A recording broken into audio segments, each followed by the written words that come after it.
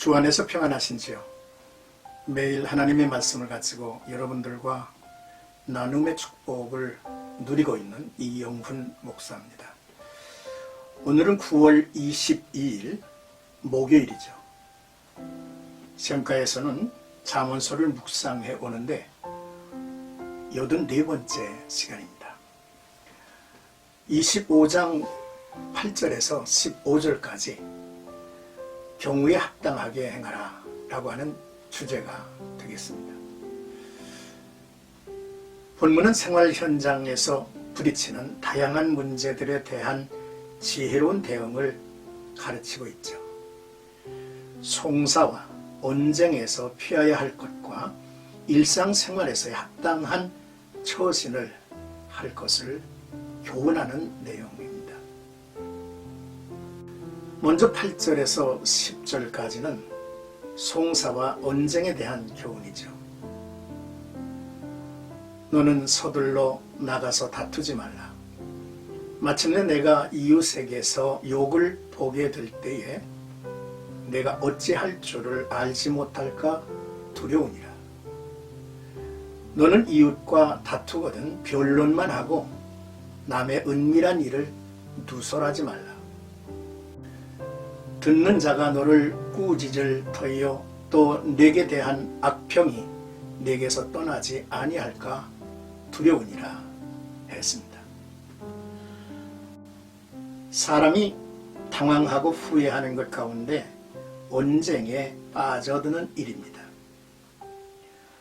서둘러 나가서 다투지 말라는 것은 다툼에 빠져들지 않도록 신중하라는 것이죠. 어떤 일에 대하여 전후 사정을 제대로 헤아리지 않고 성급하게 상대를 비난하거나 증인이 되었다가 결말이 드러난 후 돌이킬 수 없는 부끄러움을 당하지 않도록 신중하게 처신하라는 것이죠. 이웃과의 송사나 다툼이 있을 때 사리를 따져서 이웃의 은밀한 일을 폭로하지 말라고 교훈합니다. 이는 시비를 가림에 있어서 정정당당해야 하며 승리를 위해 악한 술수를 쓰지 말아야 함을 가르치는 말씀이죠. 남의 은밀한 일을 누설한 사람은 결국 악평이 자기에게로 돌아오게 될 것을 두려워하라고 했죠. 그러므로 어쩔 수 없이 다투는 경우일지라도 남의 은밀한 허물을 들춰내는 일은 없어야 합니다. 만약 그렇지 않으면 그 말을 들은 사람이 너를 꾸짖고 부끄럽게 할 것이니 너의 평판이 좋지 않게 날 것이라 지적한 것이죠. 매사에 성급하고 경솔하면 수치와 낭패를 당합니다. 남의 허물을 들추는 자는 스스로 발목을 잡는 미련한 사람들이죠.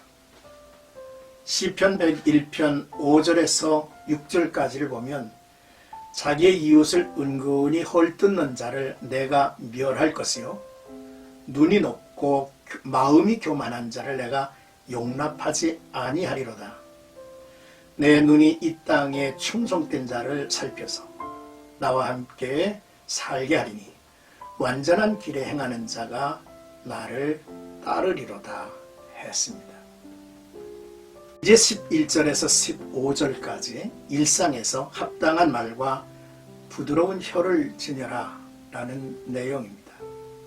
한 절 한 절 5가지로 나누어서 일상에서의 합당한 삶의 행위, 처신을 교훈하고 있죠. 11절은 때와 상황에 적절한 말을 할 줄 아는 지혜가 있어야 한다는 것입니다. 경우에 합당한 말은 아로새긴 은쟁반의 금사과 같다고 했는데요.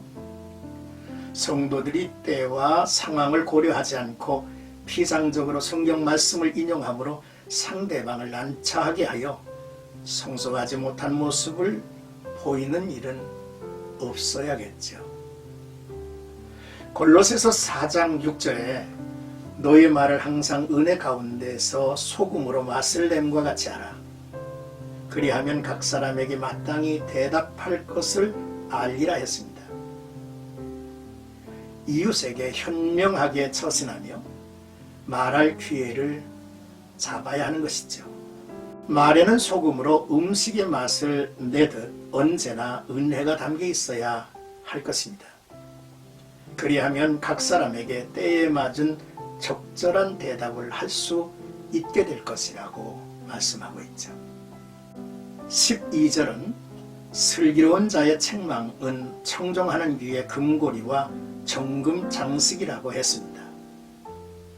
이는 충성된 사자가 마음으로 바른 책망을 하고 듣는 이가 그것을 믿음으로 받아 수용한다면 그처럼 아름다운 것이 없다는 이야기죠. 전도서 7장 5절에 보면 지혜로운 사람의 책망을 듣는 것이 우매한 자들의 노래를 듣는 것보다 나으니라 라는 말씀이 있습니다. 13절은 충성된 사자는 주인에게 추수하는 날에 얼음냉수와 같다고 했습니다. 레바논 골짜기에서 눈이 녹아내려오는 얼음냉수는 무더운 들판에서 일하는 사람에게 갈증을 해소해 줄 뿐 아니라 마음까지 시원하게 하죠. 하나님은 우리를 이 시대 이곳에 보내셨습니다. 슬기로운 자, 충성된 사자가 되어서 하나님의 말씀을 전하고 나눔으로 그들에게 영혼이 잘되고 보험사에 잘되고 강건함을 얻도록 축복하는 자가 되어야 할 것입니다. 충성된 사자는 주 되신 하나님의 마음을 유쾌하게 할 것입니다. 14절은 선물한다고 거짓 자랑하는 자는 비 없는 구름과 바람 같다 했죠. 강수량이 부족한 팔레스타인에서 비 없는 구름과 바람은 사람에게 실망을 안겨주죠. 실천이 따르지 않는 사람의 말은 사람에게 불신과 실망만 안겨줄 것입니다. 야고보서 2장 14절에서 17절의 말씀을 보면 내 형제들아 만일 사람이 믿음이 있노라 하고 행함이 없으면 무슨 유익이 있으리요? 그 믿음이 능히 자기를 구원하겠느냐? 만일 형제나 자매가 헐벗고 일용할 양식이 없는데 너희 중에 누구든지 그에게 이르되 평안히 가라, 덥게 하라, 배부르게 하라 하며 그 몸에 쓸 것을 주지 아니하면 무슨 유익이 있으리요? 이와 같이 행함이 없는 믿음은 그 자체가 죽은 것이라 했습니다. 15절은 오래 참으면 관원도 설득할 수 있고 부드러운 혀는 뼈를 꺾는다고 했죠. 이는 인내력 있는 설득은 완강한 통치자의 마음도 돌이켜 놓을 수 있으며 부드러운 혀는 뼈도 꺾을 수 있다는 말이죠. 인내와 온유의 소중함을 가르치고 있습니다.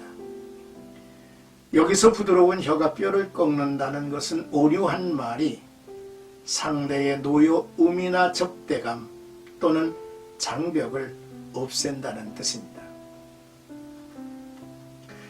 불가리아 경원에 부드러운 말은 철문도 연다라는 말이 있습니다. 그렇습니다. 부드러운 것이 강한 것을 제압하고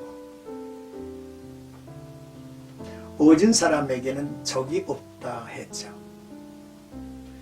잠언 15장 1절에 보면 유순한 대답은 분노를 쉬게 하여도 과격한 말은 노를 격동하느니라 했습니다.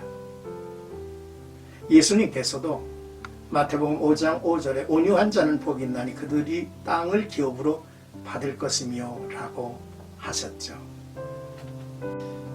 오늘 나와 여러분들이 암송할 성구는 잠언 25장 11절 경우에 합당한 말은 아로새긴 은쟁반의 금사관이라 라는 말씀이 되겠습니다.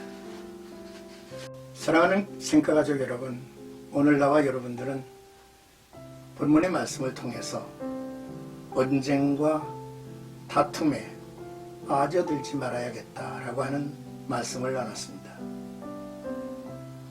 어느 주제를 가지고 어느 문제를 가지고 변론을 할 수 있습니다. 그러나 남의 은밀한 것을 누설하는 그러한 악의를 품어서는 안 될 일이죠. 또한 때와 상황에 적절한 말을 할 수 있어야죠. 슬기로운 자의 책망과 듣는 귀의 아름다움에 대해서 말씀을 나눴죠.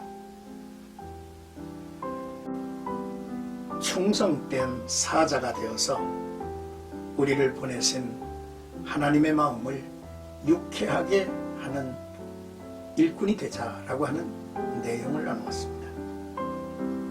뿐만 아니라 말과 행실이 동일한 자가 되어서 살고 인내와 온유한 말의 능력을 지닌 자가 되어야 할 것이다 라고 하는 귀한 교훈들을 나눴죠.